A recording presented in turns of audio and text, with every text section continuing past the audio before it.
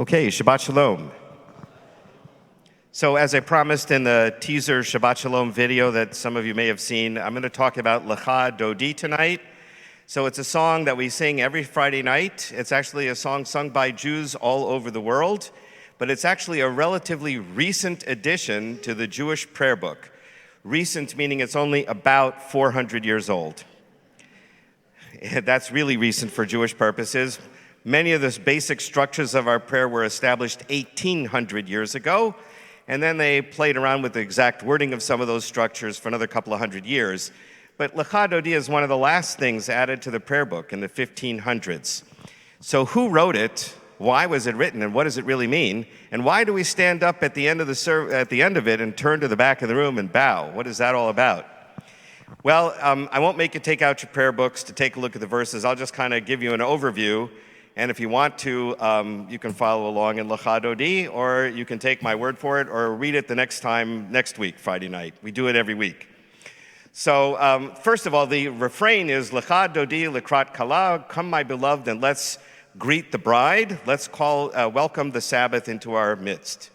So that's the refrain. Where did we get that idea? We got it from the Talmud. In the Talmud, it says one rabbi would go out and he would welcome the Sabbath bride.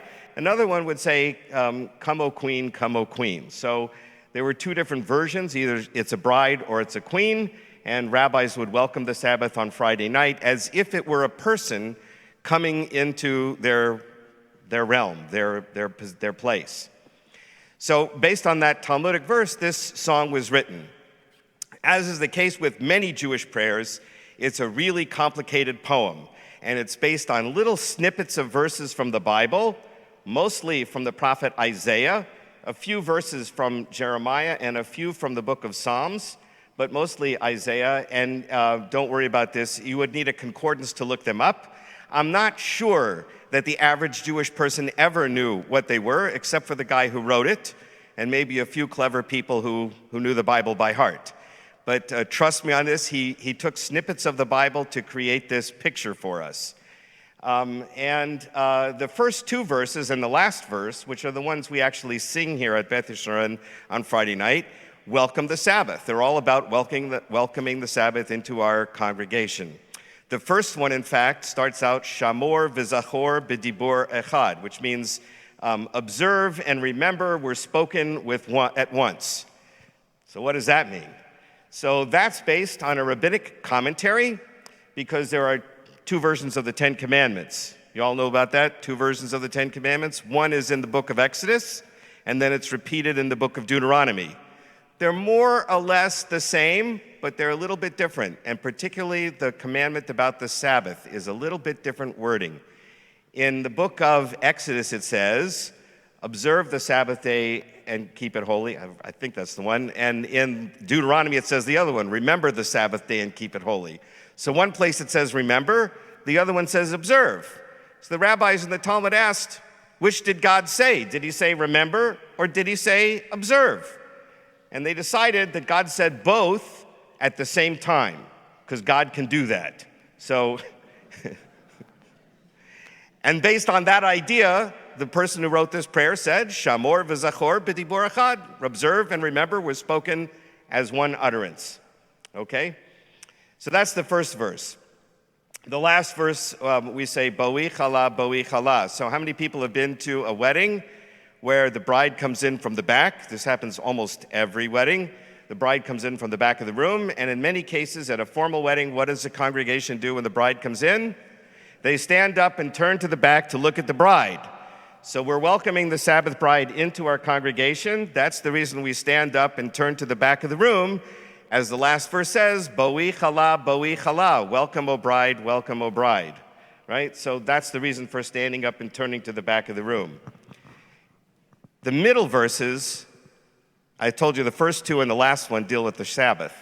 The middle verses that we don't sing here have nothing to do with the Sabbath. Check this out sometime. They all are about Jerusalem.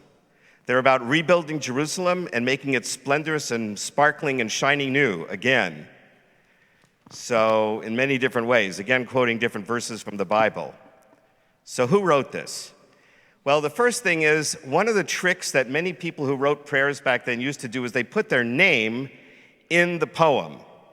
And so if you looked at the verses, the first letter of each of the verses, it spells out the guy's name. And his name is Shlomo Halevi. Again, you can look this up or you can take my word for it. His name was Shlomo Halevi. He was Shlomo Halevi Alkabetz, and we know he lived in Tzfat in Israel in the 1500s. Why did he write this? So first you need to know who these guys were in Tzfat. In 1492, something very important happened. Yes, I know, Columbus sailed the ocean blue. But for the Jewish world, the other important thing that happened was that we were expelled from Spain. We had to either convert to Catholicism, or we were killed, or we had to leave. So there was a huge expulsion of a very glorious, highly cultured civilization of Jews in Spain who suddenly had to leave the country. They were welcomed in by Turkey, of all places. The Sultan of Turkey actually, according to legend, sent ships to Spain to bring the Jews to his country in Turkey. So many Jews fled to Turkey. Others went across North Africa. Some ended up in Salonika in Greece. Many went to Turkey. And this happened to be the time when the Turkish Empire was expanding and became the Ottoman Empire. Shortly after the expulsion from Spain, the Ottoman Empire conquers Israel. What was Israel? Palestine, whatever it was called at the time. Southern Syria. It conquers that area. And so Jews now living in Turkey, for the first time in a long, long, long time, are able to make aliyah, to live in the Holy Land.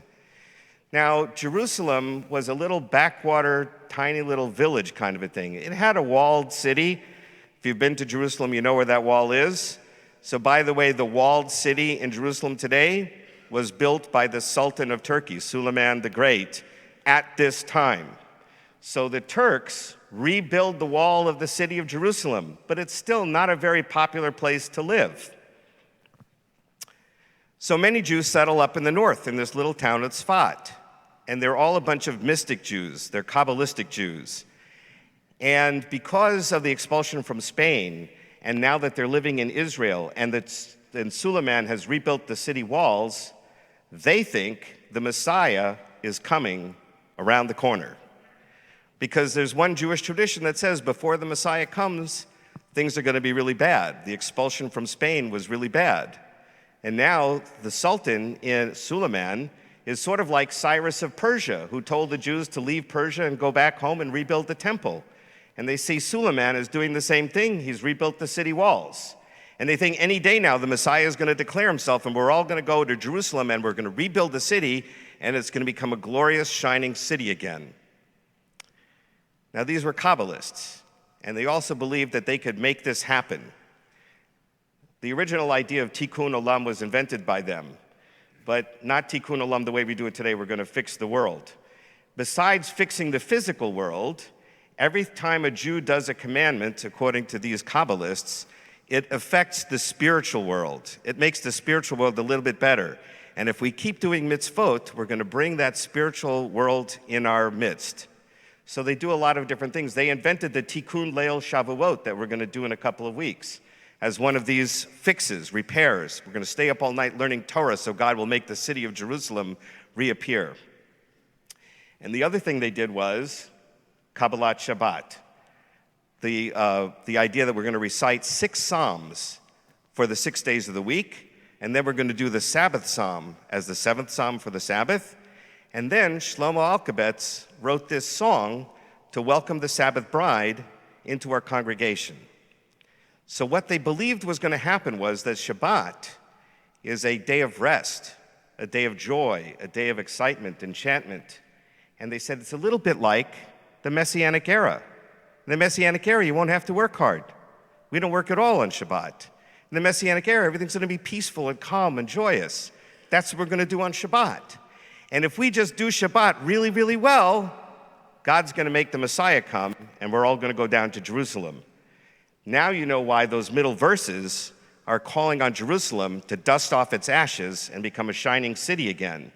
Because while they're welcoming the Sabbath now as the 7th day, they're also saying to God, yeah, but we want every day to be Shabbat. We want the Messiah to come and resurrect the city of Jerusalem, so we'll go and live there in peace. So that's the reason that the song was written by these Kabbalists in Tzfat. They had this idea that they were going to make the Messianic era. We're blessed to live at a time when we actually have a rebuilt city of Jerusalem that looks a million times better than what our ancestors in the 1500s could have possibly imagined. And when we welcome the Sabbath, we can also think about the rebuilt city, but also the fact that we don't live fully in peace yet. The Messianic era hasn't arrived. And so while we welcome the Sabbath bride into our midst, we can pray that eventually there will be this universal peace and prosperity, and everybody will be able to celebrate the Sabbath in harmony. Shabbat Shalom.